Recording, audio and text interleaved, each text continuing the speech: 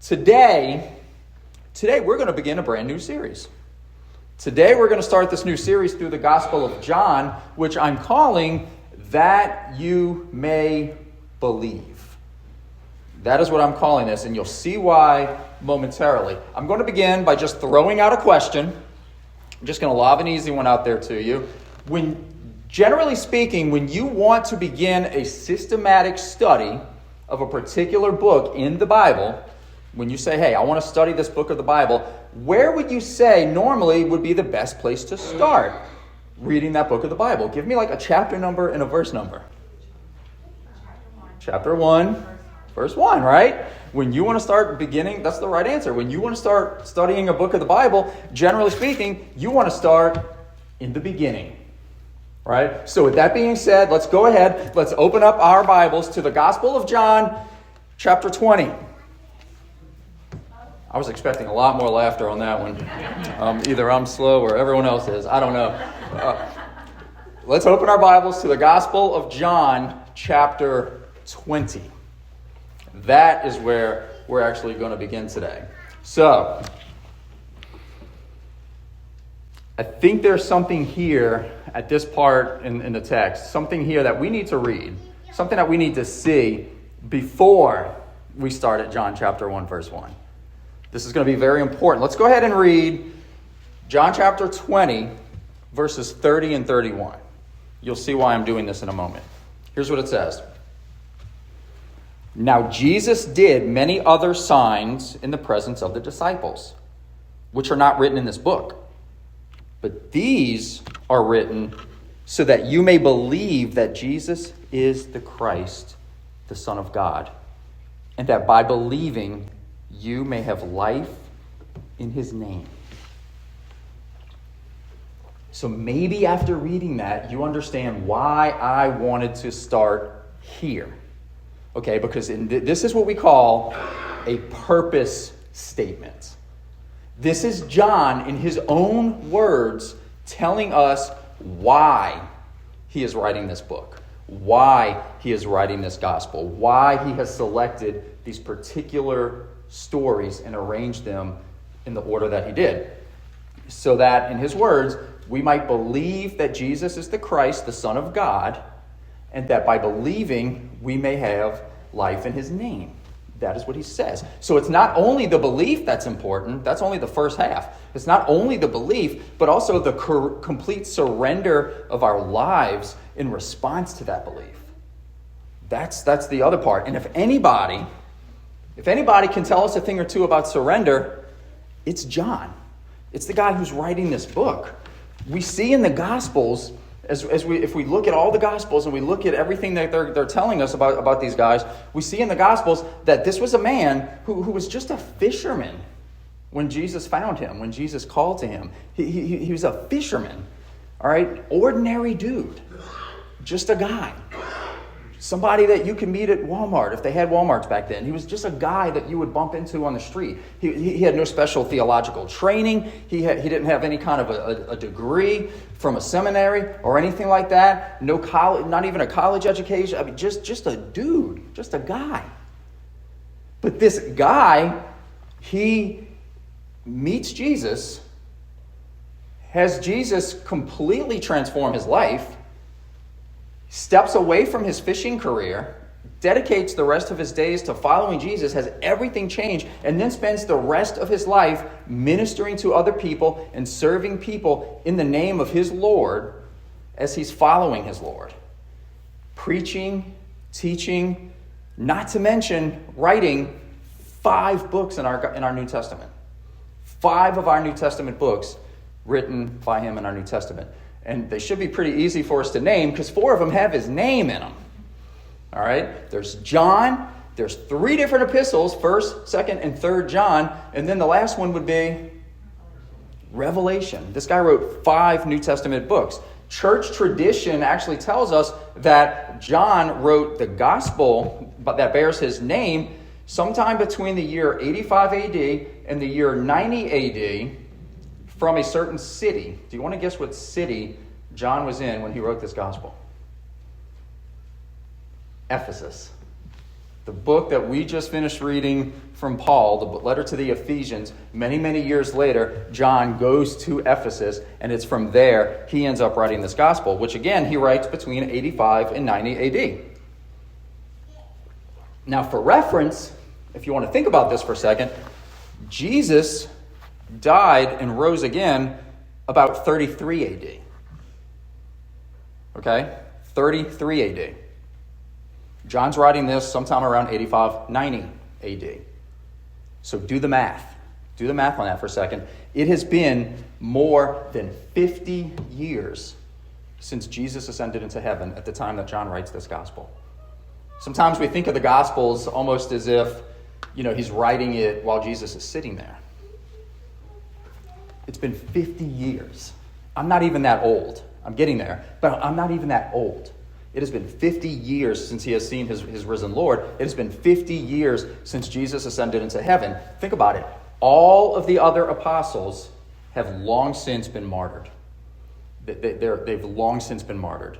He's the last one. He's the last one. Now he's in Ephesus. He's a very, very old man. And after 50 plus years, think about this. After 50 plus years, it is getting harder and harder to locate an actual eyewitness to Jesus. Think about that. It's been 50 years now. Eyewitnesses used to be everywhere. Now they're few and far between. On top of that, we've had the Roman persecution under Emperor Nero, sometime around in the AD 50s and 60s, where Nero was just killing Christians for sport, and everybody was thinking this was great entertainment. We had the Roman sack of the city of Jerusalem sometime around AD 70, where they came in and just bulldozed all kind of stuff and tore down the temple and destroyed the temple. We've had that go on. You've got a whole generation of Christians at the time John is writing this gospel who have just come out of serious persecution. They have endured serious persecution. And you've got a whole nother generation of Christians coming up. And we take this for granted now. But think about it. This was the first time in history up to this point, you had a generation of Christians coming up who had not seen or heard Jesus for themselves and didn't have access to somebody who had seen or heard Jesus for themselves. Like now, has anyone in here actually seen Jesus in the flesh? Anybody? Or have you met someone who has? No, we just take this for granted now. But there was a time in the church's history where you either saw Jesus and you heard him teach for yourself, or you heard it from someone who did. But those days are starting to go away now. Those days are starting to become the past. And so now you've got, like I said, you've got these people coming up who did not have direct access to him and don't even know too many people who have. So this is a unique time in the life of the church, and I think it's safe to say people might have been starting to have some doubts. Between the persecution, between the lack of eyewitnesses walking around, people might have been starting to have some doubts. And it's to these people that John writes these words. It's to these people that John just wrote these words. To these people, John writes an eyewitness account. His own account, his memories, what he lived through, to show them that Jesus is the Christ, the Son of God, and that by believing you may have life in his name. That's why he's writing this. And that's why throughout this book, I'm telling you this up front, we're going to be in this book for a while. Throughout this book, you are going to see some things. You're going to see a heavy emphasis on signs and miracles. Because what better way to show that this guy really is the Christ, the Son of God, but to put an emphasis and a spotlight on the miracles that he did, that prove his divinity. And there's going to be 8 major signs throughout this gospel. I'll point them out to you along the way, but we're going to see 8 of them. You're also going to see a heavy emphasis on how people respond to these signs and miracles. Over and over and over again, people are going to have encounters with Jesus.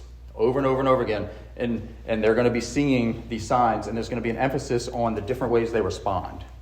Because all of this comes back to what we just read right here. This is why John is writing this gospel. To prove to anyone who has a doubt or anyone who is skeptical that Jesus is the Christ, the Son of God. And so here's the key point. It's the key point of the series. It's the key point of the gospel. And it's the key point of today's sermon. And here it is. Here's the key point. Here's the key takeaway I want for you to have. Who you believe Jesus is the single most important question you will ever ask yourself. Who you believe Jesus is and what you do with that information is the single most important thing you will ever do. That is the key point here. All right, so now let's go ahead and now let's flip back to John chapter 1. Now that we're ready. So keep all that in mind. And now let's jump into John chapter 1.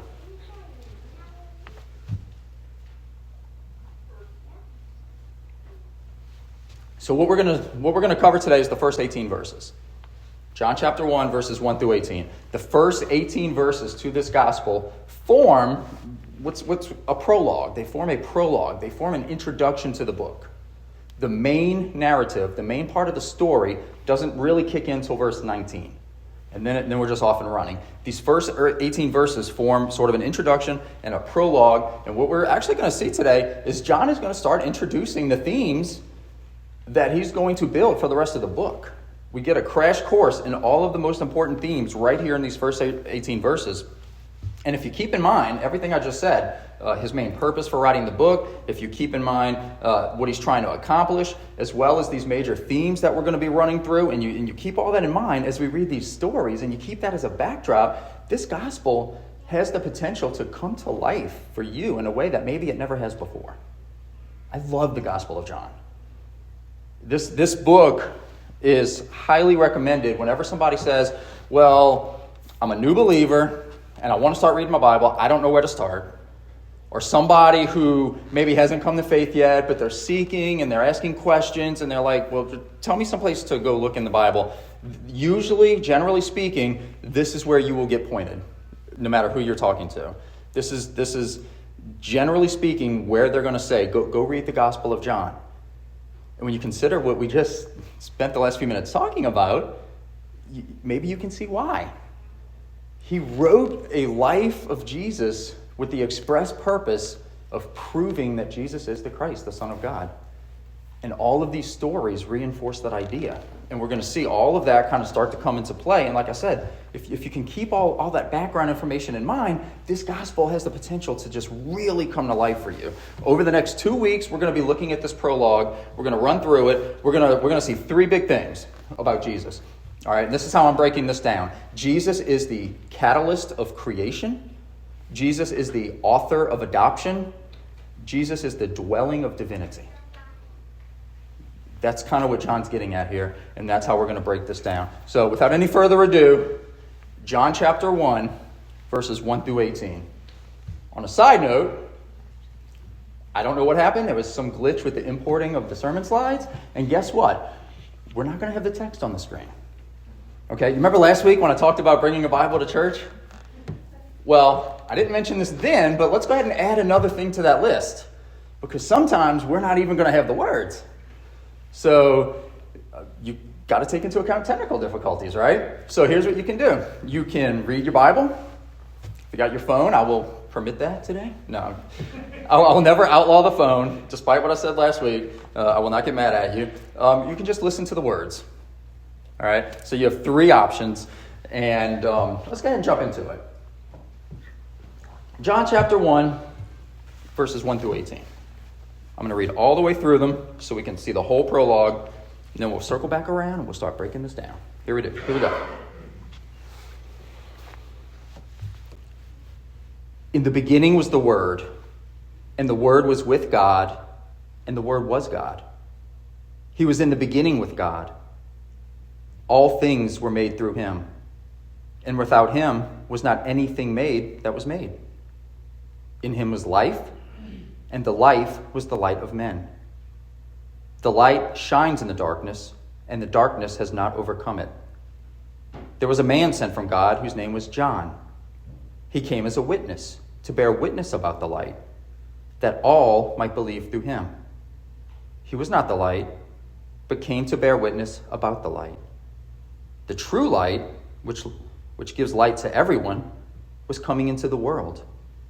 He was in the world, and the world was made through him, yet the world did not know him.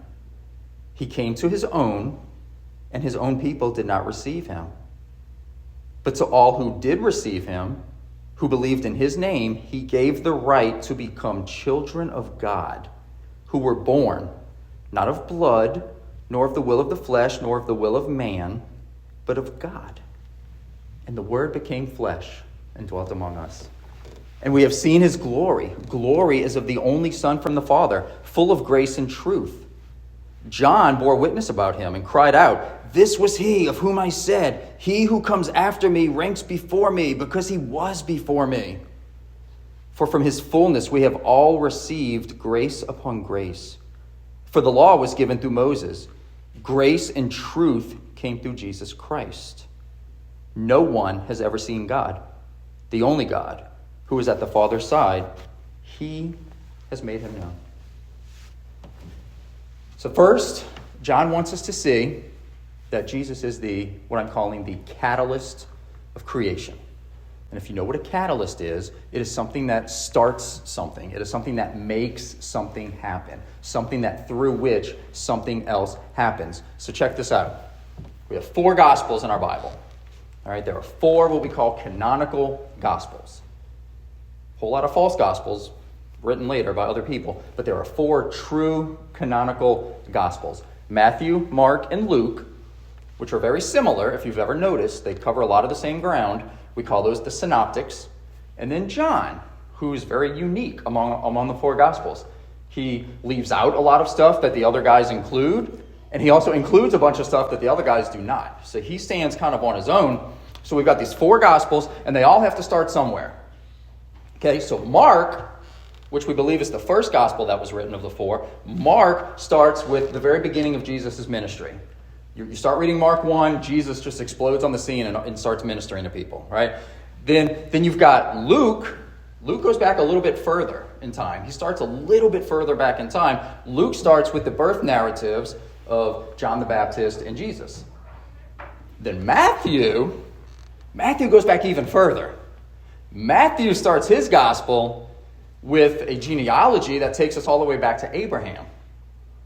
And then John's like, I got all y'all beat. John's like, hold my Bible, I've got this. John shows everybody how it's done, and he goes all the way back to the beginning of time itself. He starts in verse 1 saying, "In the beginning." Now, can you think of any other book of the Bible that starts with those 3 words? It's Genesis. Genesis. In the beginning, God made the heavens and the earth. And what is the point of that verse? What is the point of Genesis beginning that way? Well, in the beginning, God, the first 4, I would say 4 of the most important words you could ever string together. In the beginning, God made the heavens and the earth. So just right there, we see that God is separate from the universe. God is not the universe. God was there before the universe. There was a time when there was no universe. There was not a time before God. God is the eternal, pre-existent, self-existent God of everything who has no beginning. He's completely eternal. Nothing else can say that. Nothing else has that same claim that they can make. So not only is God the only eternal being, self-existent being, but the universe, which is separate from God, he created that universe. So we see all kind of theology just packed into Genesis 1:1, and we see God being separate from the universe, we see God being higher than the universe, and we see God being the creator of the universe. And then we flip over to John, who starts his gospel with the exact same terminology, in the beginning. But John starts it with, in the beginning was the Word. So John wants us to connect these dots. John wants us to think about Genesis when we see those words. John wants us. We need desperately to see that Jesus himself, number 1, is divine and eternal. Jesus was there at that moment of creation. Jesus was there in Genesis 1:1. Now, he didn't have the name Jesus at that moment. We would just say he was the second person of the Trinity. He was the Son of God. He was the Word of God. But Jesus was there. Jesus himself is divine, and Jesus himself is eternal. And we see him even as far back as Genesis 1:1. But more than that, he's actually the catalyst. He is the one who brought the creation into existence. He is the means through which God created everything. He wasn't just there. He wasn't just a bystander. He was the means. He's the one who caused it to be. As we see in verse 3. You look at verse 3 there. It says, without him was not anything. And the literal rendering there is like not any one thing or any individual thing. There is no single individual thing that was made that was not made through him. And this is where the brain comes in. This is where belief comes in. In verse 1, in John chapter 1, verse 1, he's already executing his purpose statement that we looked at in John chapter 20. He's already launching that purpose statement. He's already going into it when he said that you may believe that Jesus is the Christ. He's already executing it. He's showing us before there was anything else, before anything else existed in all of creation, there was God. And the Word was with God, and the Word was God. He's tying all of this together. The Word being Jesus. We're going to see that shortly in verse 14 next week. So we're also seeing hints of the doctrine of the Trinity right now. This idea that the Word, being Jesus, was with God, meaning there's some way that we can talk about them as two, I don't want to go into heresy here, but we can talk about them individually, but yet they're the same essence. We're already seeing hints at the Trinity. So there's a lot packed in right here. Now, on a side note, I'm going to say this. I preached from this same text in December when we were doing our Advent series. And during that time, we did a whole deep dive into what the word means. And we talked about how it was that Greek term logos, which in Greek philosophy, and it wasn't just in Greek philosophy, but especially coming out of Greek philosophy, it was this idea of the rational principle that governed the universe and kind of held everything together.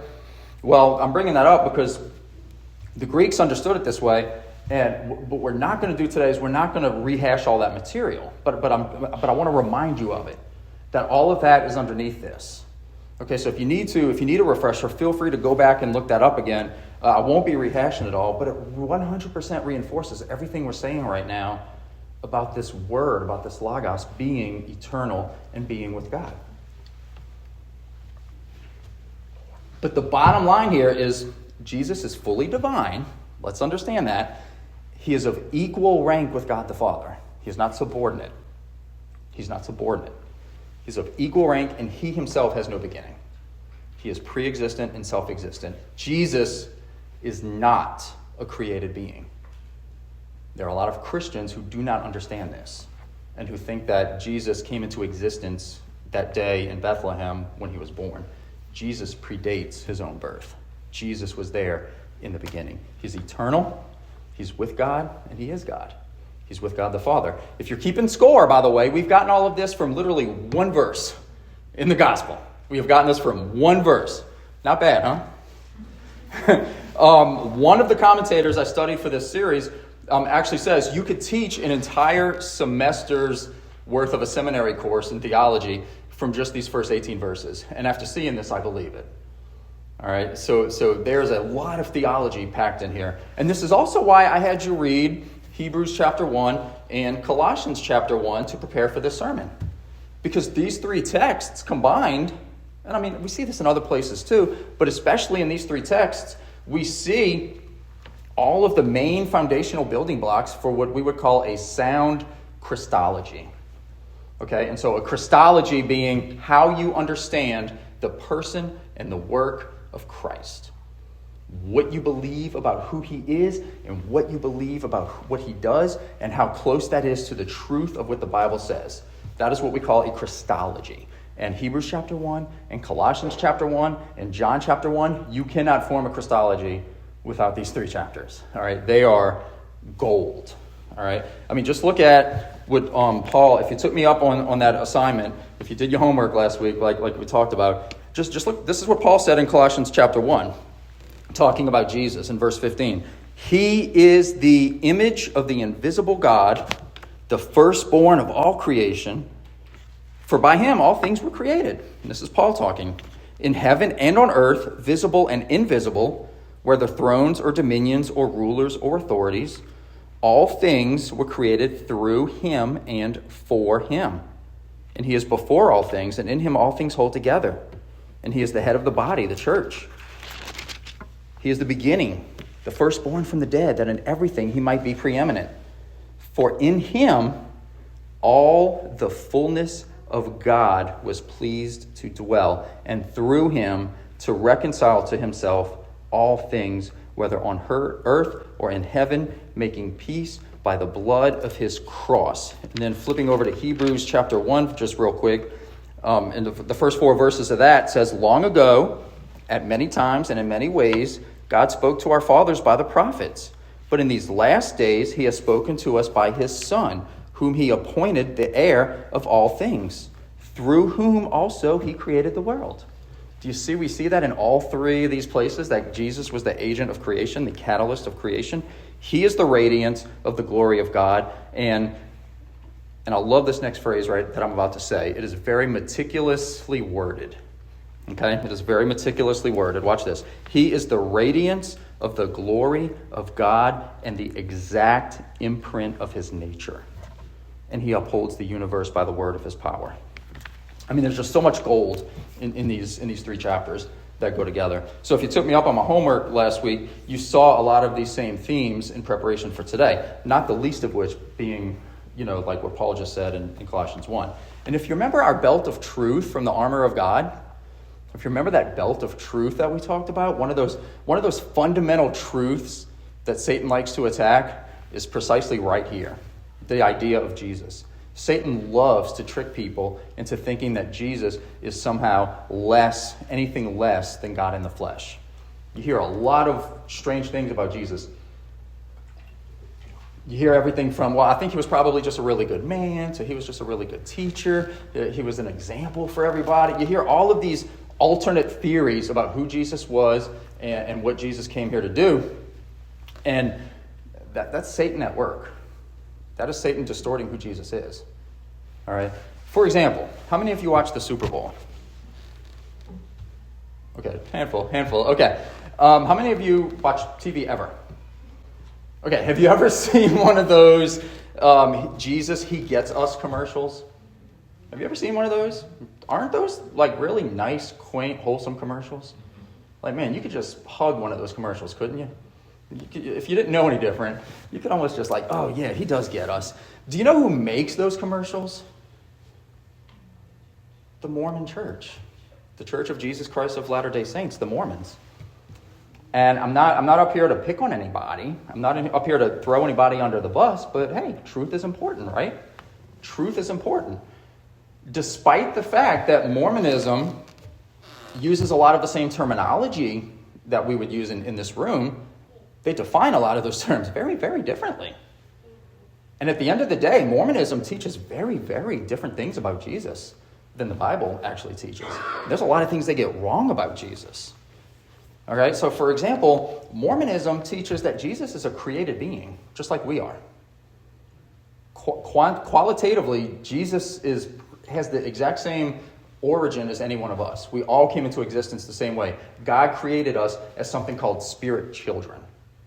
And Jesus came into existence the same way, a created being. It wasn't until afterwards that God decided to choose him and to kind of put divinity on him. But Jesus had a beginning according to Mormonism, and then God chose him to inherit that divinity. Mormonism denies that Jesus created the universe because the universe was already here. The universe existed, and then God created the spirit children. Jesus did not create the universe. Mormonism, well, by definition of everything I just said, they deny the Trinity. They would not hold to the Trinity the same way we do. Mormonism actually goes even further than that. Do you know that Mormonism teaches that God the Father was once a mortal man? Like the God that we worship and we understand is eternal and self-existent. In the beginning, God, he was once a mortal human man. But because he was so good, he became divine. And furthermore, we can do the same thing. So you don't hear that in the commercials. They don't put all that out there. But listen, if you don't know the truth, you'll fall for a lie. You could watch one of these commercials and say, oh, that's what I want to be. That's what I want to embrace, because they emphasize the whole family thing. And it looks good. It looks good. But remember, going all the way back to the belt of truth, we have to embrace truth. We have to understand the difference between truth and lies. And if you don't know the truth, you'll fall for a lie. And Satan has been attacking our conception of Jesus since the very beginning. We got to watch out for it. Then we move on to verses 4 and 5. John introduces two major themes that are going to continue throughout this gospel. Those two themes being Jesus as the life, and then also we have this whole contrast between light and darkness, where light typically is going to be used to symbolize spiritual wisdom and spiritual insight and that kind of thing. Darkness is usually going to represent spiritual ignorance, with, of course, Jesus himself being the true light. And that's the terminology John uses. That brings us to the second fact about Jesus that John wants us to see, which is that Jesus is the author of adoption. He's the author of adoption. And what I mean by that is Jesus is not only the means by which the universe came into existence, Jesus is the means by which God allows sinful, fallen humanity to come into his spiritual family and to be reunited with him. Jesus is also the means by which that happens. And if verses 1 through 5 were stressing the importance of a correct belief about Jesus, well, then verses 6 through 13 are stressing the importance of a correct response to Jesus. That is what we see coming front and center in verses 6 through 13. Because again, you got to take it back to that purpose statement. It was two parts, remember, that you would believe and that you would find life in his name. So there's two elements. There's a belief and then there's a response. And you're not going to find too many more people in the world that had a better response to Jesus than Mr. John the Baptist himself, JTB. Where's my ladies' Bible study alumni? You know JTB, right? I've heard about JTB. I've adopted the terminology. I'm a big JTB fan. So don't get confused here. Okay, the John that we see bursting on the scene in verse 6, where it says there was a man sent from God whose name was John, this isn't the John that's writing the Gospel of John. Okay, the guy that's writing the Gospel of John is John the Apostle, the guy who followed Jesus around. Verse 6 is talking about Jesus' cousin, John the Baptist. And just to avoid any confusion for the rest of today, he's JTB. That's who he is. So JTB, we're told here, came as a witness. He came as a witness to give testimony. What is he giving testimony about, according to these verses? The light. He was testifying about the light. What light is that? Jesus. Jesus is the light. Verse 4 told us that in Jesus was life, and that life was the what? The light of men. All right? Life and light. Guess what? Both of these are going to be big themes all throughout the book.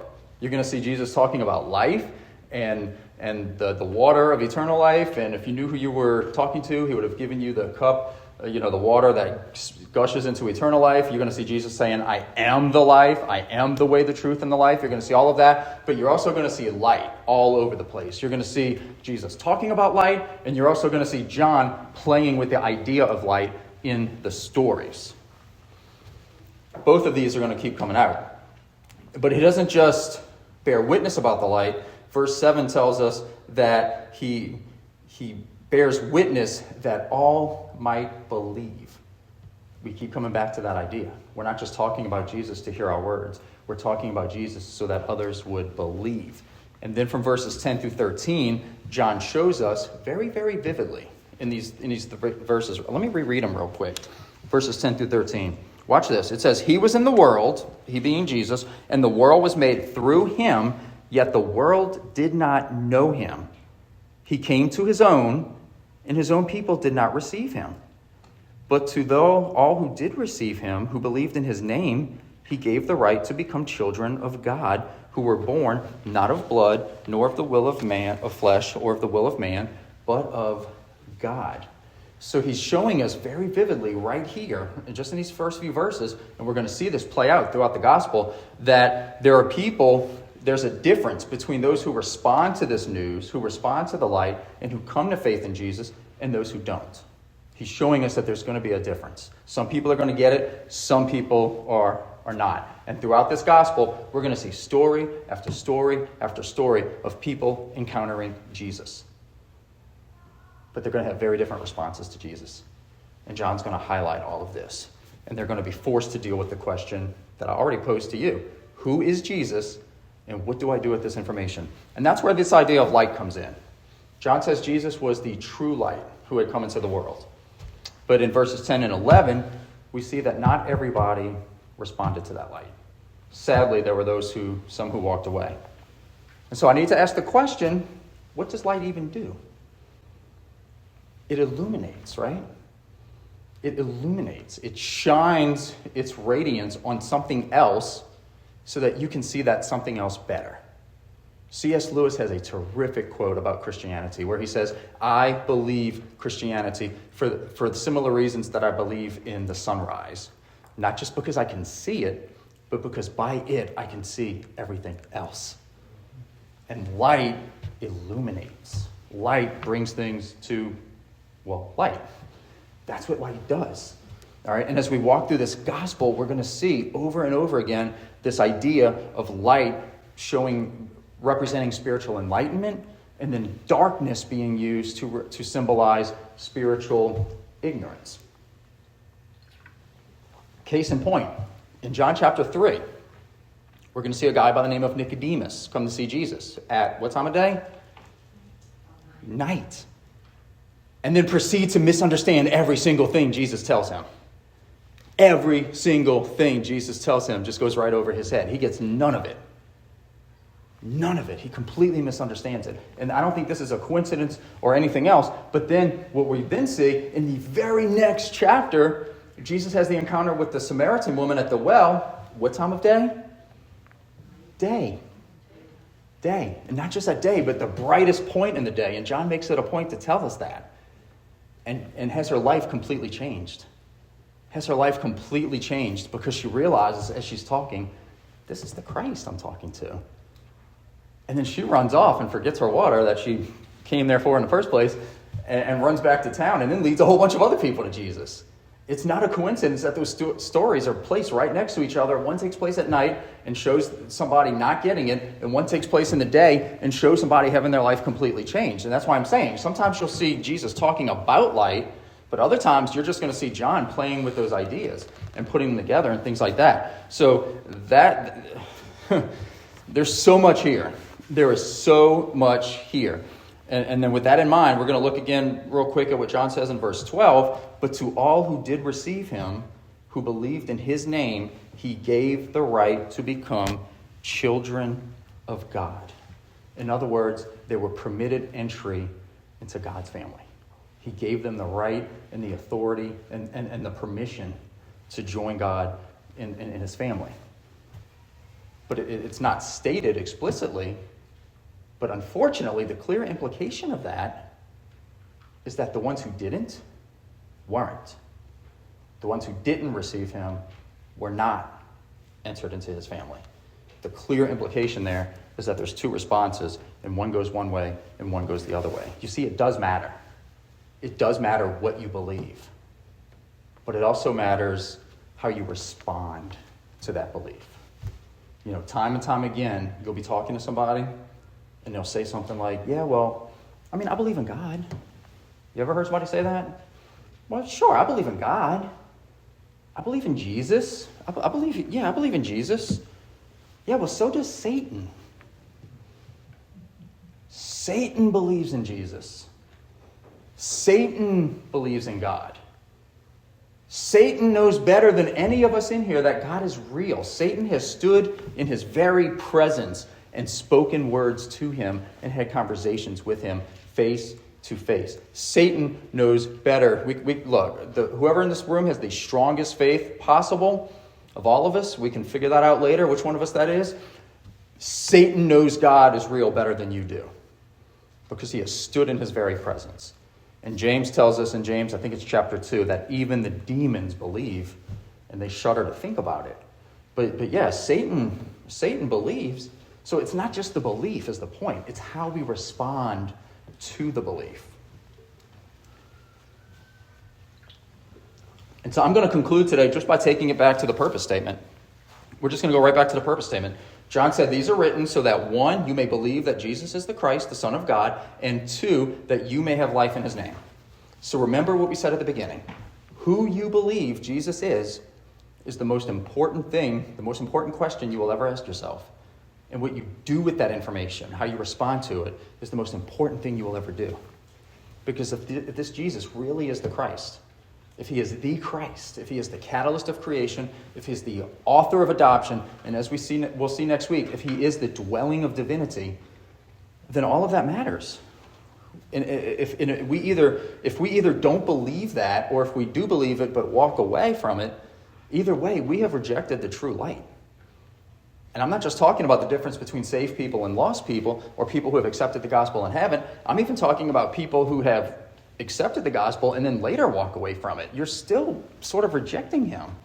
So it's not just a matter of coming to faith. It's a matter of anchoring ourselves to him and walking with him throughout this life.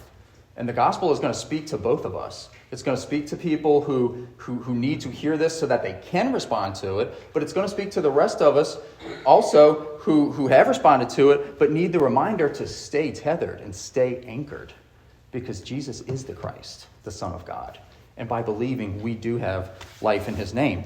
So verse 12, like we already said, it didn't say that everyone who believed in him became children of God. It said everyone who believed in him and received him. Everyone who believed in him and received him. All right. So if there's anyone in here, so first of all, with this, I just said this already. I kind of let this cat out of the bag. But the series has the potential to speak to all of us in different ways. If you have already received this and you're already a follower of Jesus, what this series has the ability to do, if you will take it in and if you'll study with me, it can elevate and solidify your faith.